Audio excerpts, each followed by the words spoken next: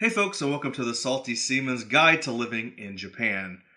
If you're a regular viewer of my channel, yes, this will be talking about the military life overseas, especially in Japan, but also opening this up for people looking to move non-military. I think I know enough about living there either way. I lived there 6.5 years. I can speak eloquently on both sides of the house. So to make this a more all-inclusive video, I will try to include anyone coming from basically North America or some other English-speaking country, essentially, moving to Japan. Maybe you're another nationality moved there. It might also still be of use to you, but definitely concentrating on North American English speakers and U.S. military in terms of going to Japan. Now, first of all, I'll let you know if I see you on the streets of Japan as a gaijin, that's Japanese for foreigner, I will assume one of two things about you. Either you are an English teacher or you're in the military. Because 90 to 95% of about every non-Japanese over there is an English teacher or in the military. In the military, I can spot easier, especially males, because they tend to have short hair and no beards. I'm just going to assume they're in the military. Women are a little harder. But yeah, most of the time I'm going to assume a woman is an English teacher or a guy with a goatee. Of course, there are other jobs, and you can be in Japan and not have one of those two occupations. There are students, especially living in a town with a big university. You might see some exchange students there. And guess what they're doing in their off time to make money? Teaching English. I know, crazy, right? Of course, tons of the foreign bars. Their owners are usually expatriates, whatever country they're from, Ireland, African, German, whatever style food they're serving. You'll actually have a real person there. So those exist, but it's a very tiny percentage of them. And I had friends outside the military, and other than two, one was a bartender and one was a traveling journalist in Asia. Everyone else was an English teacher who was not a military friend. So I'm just going to say that is the outlook you're going to live there with. And that's going to bring me into part two. Once you get here, where are you going to hang out? How are you going to get used to the culture? And I think a lot of people come over here and think they're just going to immediately be immersed into Japanese culture. It's just, it's trial by fire, and you'll learn to get along in Japan or you won't. And they think like it's going to get their Japanese completely fluent really quick. It's going to get them so easy. It's going to get them so into the culture that there's going to be just little time to adjust.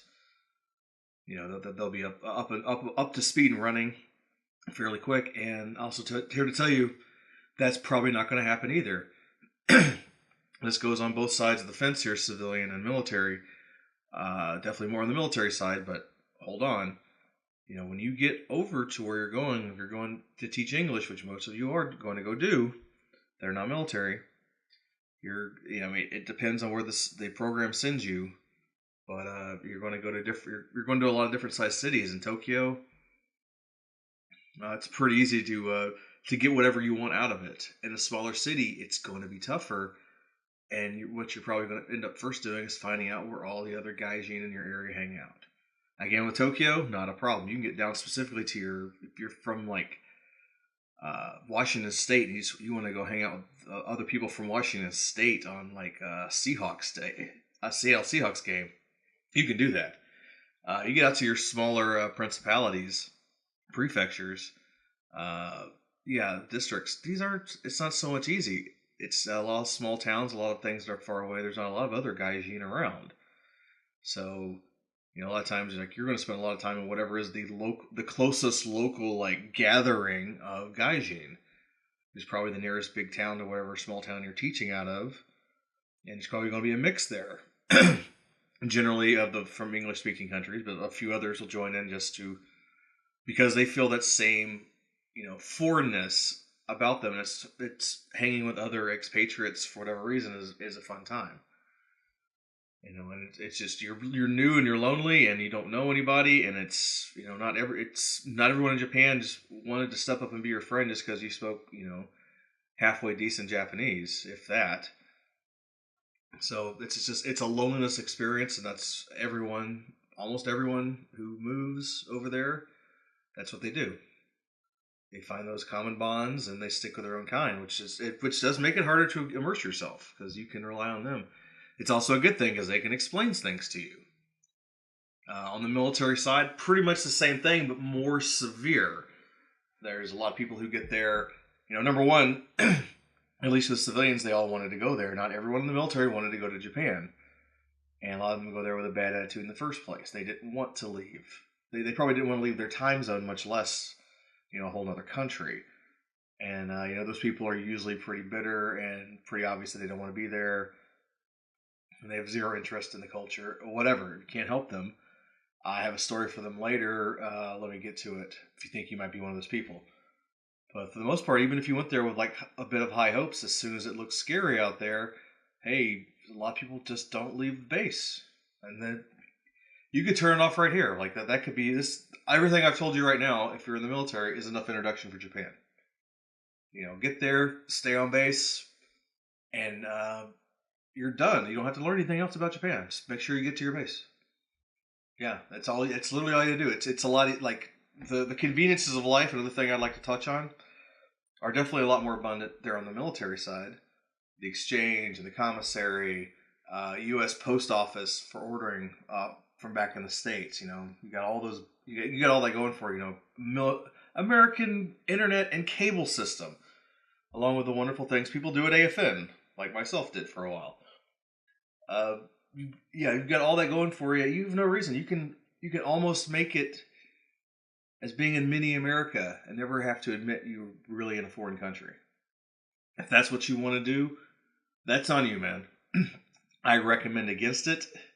And you're probably going to say, like, oh, you love Japan. You got a Japanese wife. Blah, blah, blah. You lived there 6 years. Sure. But I also keep up with a lot of the people I knew from my first ship who were in the same boat you were on their first enlistment. They only did one, possibly. Maybe that's all you'll do.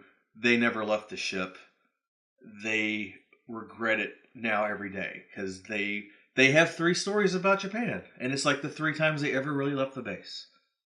And they've been telling it for now over 20 years. And, they admit pretty openly on our Facebook group is like, I wish I'd done more. I wish I wasn't so scared to go out of town. I wish I wasn't so determined to be a weird miser who's I'm saving my money to buy a car when I come to the States because, that cars last a couple of years, memories are a lifetime. So I would recommend if you're going over there, don't just do the perfunctory couple of times, do an MWR tour, or hit the big city and the nightclubs for once, or the one time you ever saw something culturally historic that was nearby, whatever your base was. Go out and go out a lot. It's not just the guys who want to go out and meet Japanese girls and are in all the gaijin places and bars that cater to that thing. I was guilty of that for a long time too, and thinking I'm being cultural. I'm just hitting bars.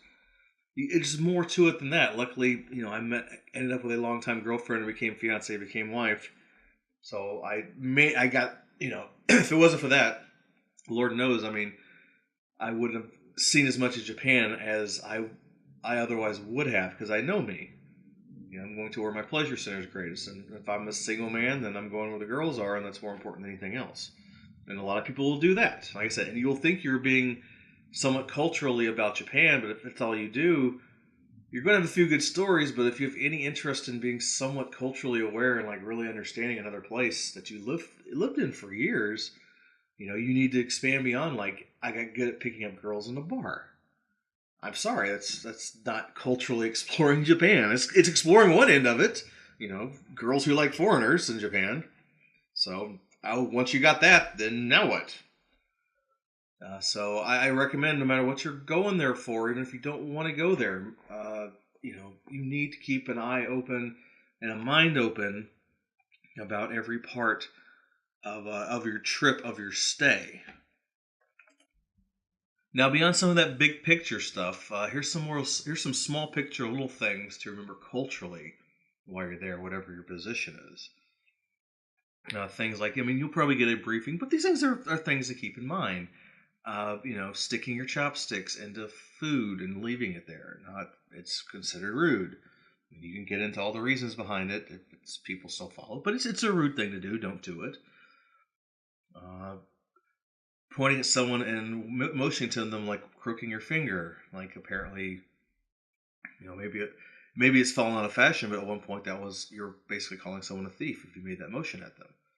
So maybe not in modern times. A lot of people even recognize that symbol. A lot of older people might and see it and think you're being rude or you're really motioning at a thief. So little things like that you have to remember about. It's a completely different culture than what you're used to. It's a very polite culture. There's a hard time saying no or I can't help you. So just because you have someone who's been hemming and hawing at you in broken English for 10 minutes when you're asking for directions or something else, it doesn't mean that they're going to be able to help you. It probably means at this point they don't know how to tell you no. So you have to learn to recognize those moments where you've inconvenienced someone, and they're not going to keep trying to help, even though basically at this point they're not helping either one of you because you're just wasting both of your times. You have to learn to cut them off. It's like, oh, I'm so sorry. See my sin. I'll go ask someone else. Don't worry about it. Blah blah blah. It's something. You got those little moments in life you got to learn. I don't think it's unreasonable to think, don't be an obnoxious gaijin. And definitely the military is like the most famous for this, unfortunately, because we bring in probably the most amount of guy. We're definitely the biggest source of gaijins there. We weren't there because we loved Japan and wanted to learn Japanese. Like they're there because that's their job. So you get just a lot of a-holes, and over the years the military has become really good at cracking down on their own a-holes. Unfortunately, this costs a lot of freedom. Stationed there in the 90s, it was pretty much do what you want, and nowadays it's like it's on lockdown. It's like it's the only place in the world in the military you can do it. Overseas is where you can really restrict people. I digress, and but at the same time, it's like, there's not a lot of tolerance for any kind of military or any kind of gaijin. You're just going to get worse over there with terrible hijinks. They'll kick you out of the country really goddamn quick, and that's if you're lucky and they don't go to Japanese prison.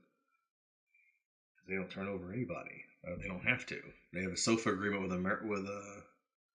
American military, but that doesn't mean that they're obligated to turn over criminals in the military back to the U.S. military. They can. They just work together, and if they decide we're keeping them and they're going to prosecute them here, then that's what happens to you. And for the civilians coming in, you don't have that luxury at all. The non-SOFA people. You English teachers and whatnot, like you screw up, you're under Japanese jurisdiction, and it's at the mercy of what you did and how they're feeling.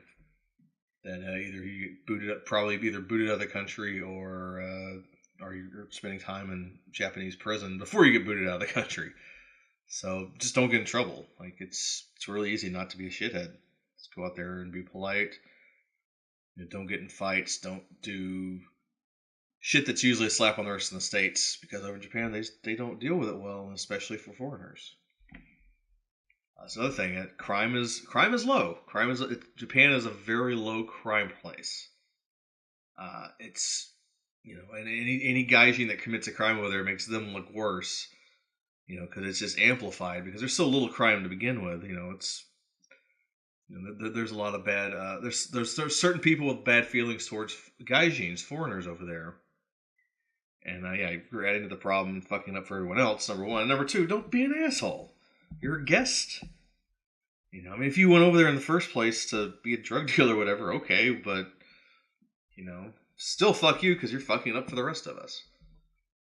So, and military knows the pain of this more than the civilian side because they get restrictions placed down when, fellow military members act up, even, 2 people out of 20, 30,000 is enough to shut down people's time to go out into the city at all. They're shut down to their bases and they can't drink, and they're treated like 12-year-olds. And I said that could be 30,000 people for the actions of 1 or 2. That's just how it works in the military. But I don't think if you're a civilian that doesn't apply to you too, because there's a lot of local pressure now comes down. They don't really differentiate between gaijin, civilian, gaijin. Someone who doesn't like gaijin isn't differentiating between the teacher and the military member. Very few of them do. It's like you're all in the same belt. So anytime any of y'all are causing trouble, you're causing trouble for everybody else. So I don't think it's an unreasonable thing to ask you not to be a dick in someone else's country. Don't be a dick in our country or whatever country you're from either. But I know I asked for too much. I read my comments. They're definitely asking for a lot there. I ran into, if you're going to be living out town, military and civilian counterparts who of course will, don't just rely on your passport. A lot of things you can't do or get into the system of, like certain cell phone companies, without a military issue ID. I've ran into that problem. I've heard others too. If they don't get a certain kind of ID over there, your passport and visa or whatnot won't work on anything.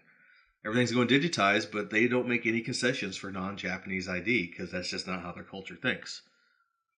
So I've ran into that problem. I had a neighbor who, and I managed to fix mine, and my neighbor who has more claim to Japan than I'll ever have couldn't get his resolved, and it was unfortunately an American that spoke fluent Japanese yelling at poor Japanese people on the phone who are not used to being berated in their own language like that, I'm sure.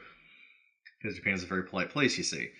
So that was kind of funny, but he never got his problem solved. And, by the stroke of luck, I have a Japanese wife. I just changed my contract over to her since she still has a valid Japanese license. So, not all of you are going to look out that way. Oh, and speaking of, what of romance? Okay. I'll say my experience, 50% of the guys are going over there are going to date in local country. Most of the women will not. Some will. Some going over there because that's their taste in men. But for the most part, they really don't date in town. They tend to date. If they're military, they date fellow military. If they're civilian, they tend to date their fellow civilians. And the guys, half of them fall in that category, and the other half date out in town. So where to go to date? As said, once you find your little enclaves of your fellow countrymen or whatever, that's the information that'll come next.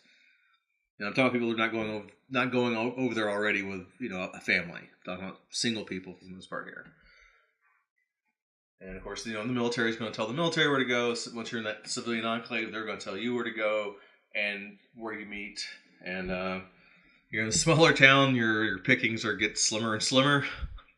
I've heard some interesting stories out of those places. A place like Tokyo, my first station, it was just everywhere. It was easy as hell to date. They came to us. I lived on a Navy base, and the bar.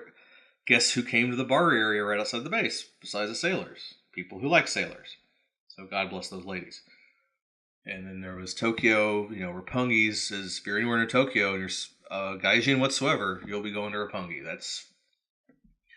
That is the mecca of non-Japanese people in Tokyo, for better or worse. So that's what life's going to look like.